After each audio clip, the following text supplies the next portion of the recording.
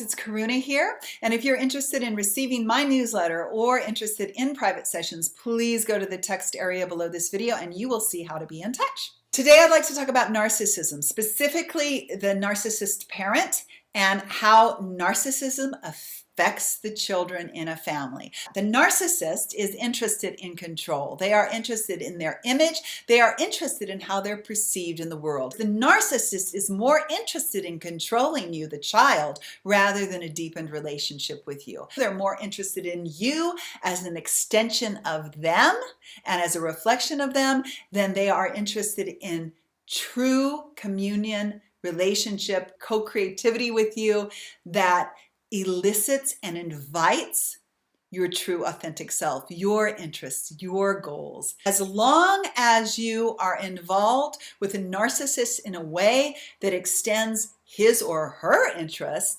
then it's another thing. Then you're on board, then everything's okay. But the moment that you assert yourself, the moment that you start expressing your own unique identity, the narcissist takes that as an affront on them, as a reflection on them. They will take your interests, your personal interests, your identity personally, and then they are offended by this, and it's a very, very toxic scene because we don't want anything more than freedom, do we? The empaths in the family, the ones that are sensitive to subtle energy, the ones that are most compassionate, are the ones that make it out of this Stockholm syndrome, the ones that make it out of the Zombieland of just going along with the narcissist identity, their charisma. They must know, and therefore I shall follow. The ones who make it out of this fog, this haze, are the ones who are empathic, compassionate, loving, and attuned to subtle energy. They are the ones that will start to question, am I aligning with my freedom? What is this all about?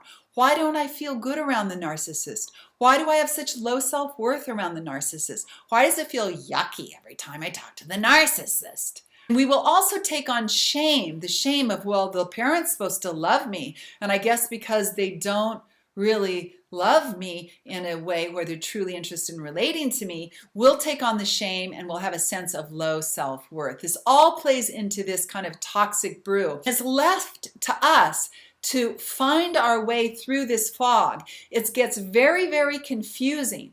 But you know what leads the way is your heart and an inner knowing that your freedom is of greater interest to you than the narcissist view of the world or their own self-image. Your desire for freedom is leading the way, and the goodness of your heart leads the way. This is a double-sided sword here, because the goodness of your heart leads the way, and at the same time your heart is very vulnerable. The narcissist will come back, and the more freedom that you find in your being, the more you become your authentic self, the more the narcissist will start to rage. This is the very reason some children of narcissists will go off to university and then or into their new life, new career, and a narcissist will start to rage. They're starting to pull their control trips on you. They're more interested in, oh my gosh, my world's falling apart. My little fiefdom is falling apart.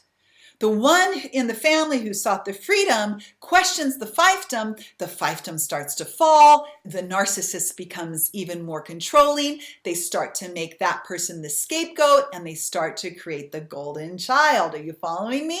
As long as everyone goes along with a narcissist, right, then it's all well and good. But the moment there's that split, the moment someone in the family, the sibling in family, values the freedom, who then arises scapegoat and golden child. The golden child gets built up more and more and more now. They can do no wrong because that evil scapegoat, right, went on his or her own path and dared to develop him or herself, dared to step into the great unknown and question and enjoy critical thought and be curious about other avenues, other venues than what the narcissist was trying to instill. The narcissist creates the fiefdom, and everything's at play, everything's going along. The child who values the freedom will inevitably step forward. I usually find that's the empath, the compassionate one, the one that says yes to love in the heart. The fiefdom starts to collapse.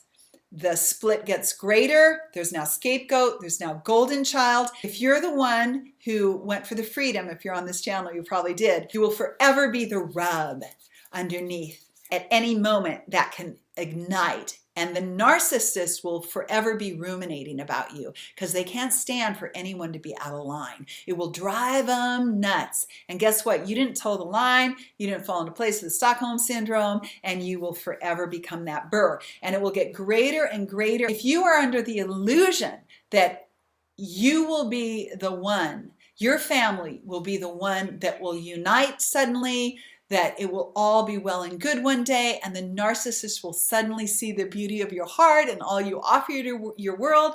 I'm telling you, that's your fantasy. We want to claim back those fantasies. As an empath, your default position when interacting with others, the default position will be, I trust what you're saying. I trust you. When the narcissist comes back to us, we will have a tendency to extend that trust outward again and again and again, and our heart will be stabbed again and again and again. With a narcissist, our default position is not, I trust you, I believe what you're saying now. The default position with a narcissist is you are lying in order to prop your false sense of self up. You are contorting the truth in order to further this grandiose idea of your own image. That's a harsh reality with a narcissist. We want to go into these situations heads up. The empaths in the family, the compassionate ones, the loving ones in the family, will have a tendency to go back with love, with kindness. They'll have a tendency to think that, well, empathy and compassion and love will heal all. It's not the case. It's not the case with a narcissist. So if you go back into your family dynamic, once this is unpopped and you go back into your family dynamic again and again and again, and you're treated in a disrespectful way again and again and again, at that point you use your intelligence, you get up and say no more, no more. If that pattern is continually repeated, if you're going back with love and kindness and compassion, there comes a time when you use your intelligence, not your open-hearted empathy, bleeding heart. You use your intelligence and say no more. I don't stand for this anymore. And this in turn will develop your sense of self-respect and authenticity, and it also not only heals yourself, but heals your world. The reality is you are a pawn for the narcissist in many ways. It's your empathic self that will lead you into the fantasy land of disbelief. We reel that part in, we use our intelligence, and we act accordingly. I love to hear from you. We're doing this together. I never want to feel like I'm speaking at you.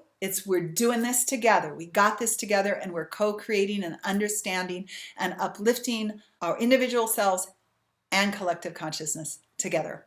I'll see you very soon.